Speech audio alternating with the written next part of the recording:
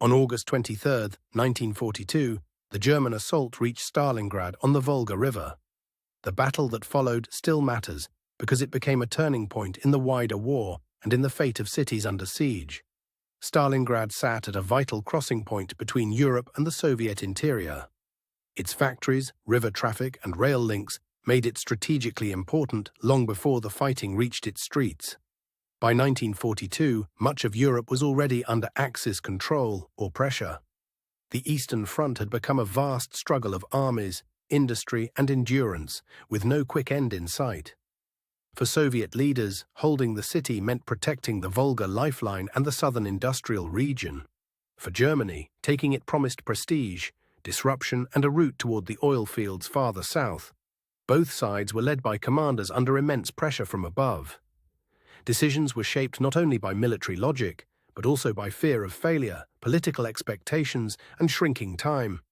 The Soviet defense depended on reserves, local factories, and troops rushed in from across the country. Many arrived exhausted, but they fought with the belief that retreat would only bring more ruin. The German Sixth Army advanced with strong armor, artillery, and air support. Yet its supply lines stretched longer each week, and the farther it moved, the harder it became to sustain momentum. This was a battle of rifles, machine guns, artillery, tanks, and aircraft, but also of fuel, food, ammunition, and transport. In Stalingrad, logistics could matter as much as firepower. Morale differed sharply from unit to unit. Some soldiers believed victory was near, while others were already worn down by months of combat, heat, dust, and constant uncertainty. The armies approached through open steppe and along river corridors that offered speed but also exposed them to attack. The final approach to the city narrowed into a dangerous funnel. In the summer heat, dust rose from tracks and roads, blurring distances. The landscape looked open and empty, but every river bend and ridge could conceal artillery or ambush. The Volga River became the city's lifeline. Barges, ferries, and small boats carried men and supplies across under threat, making the river both a route and a battlefield. Stalingrad's factories and apartment blocks were soon shattered into rubble.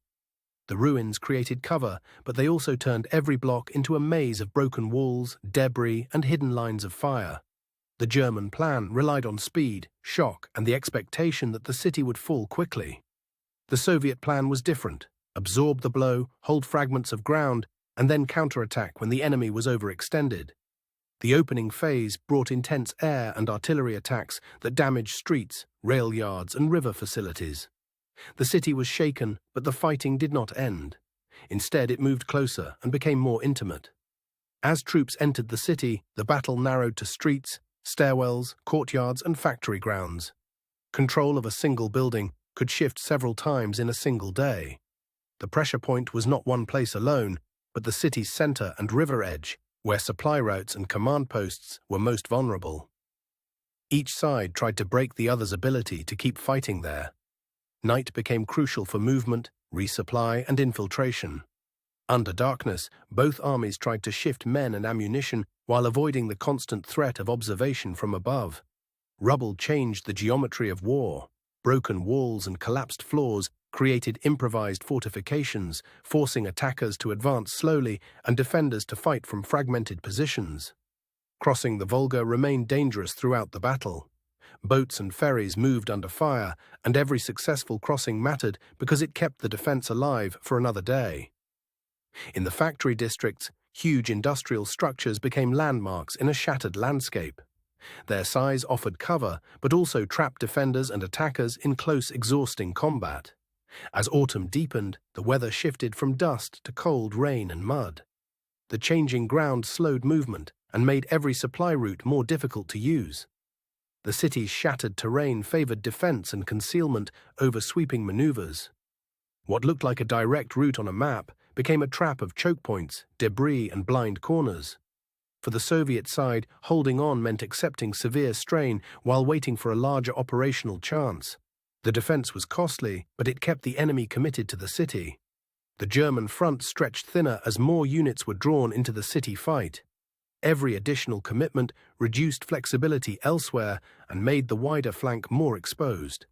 The flanks were held by Allied and supporting forces, that were often less equipped than the main striking army. Their weakness would become central to the outcome of the battle.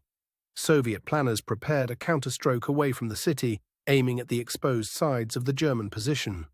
The idea was to strike not at the strongest point, but at the most vulnerable one. In November 1942, the counteroffensive began to close around the German forces.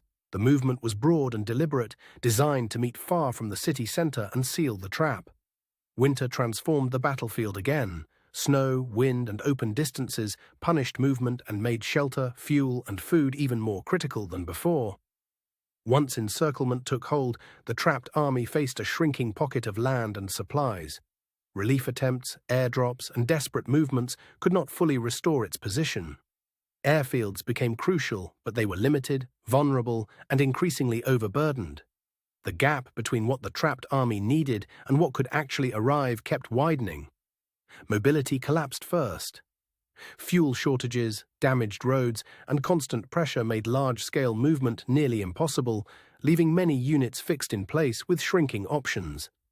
In the final weeks, the battle became a struggle of endurance rather than maneuver. The trapped forces were reduced, while Soviet pressure continued from multiple directions. By early 1943, the German position had collapsed. Large numbers of survivors were taken prisoner, marking one of the clearest defeats of the war on the Eastern Front. The city was left shattered, its population exhausted, displaced, and grieving. Even after the guns fell quiet, the scale of destruction made recovery slow and uncertain. Stalingrad did not end the war, but it changed its direction. After the battle, the German army on the Eastern Front no longer held the same sense of unstoppable momentum.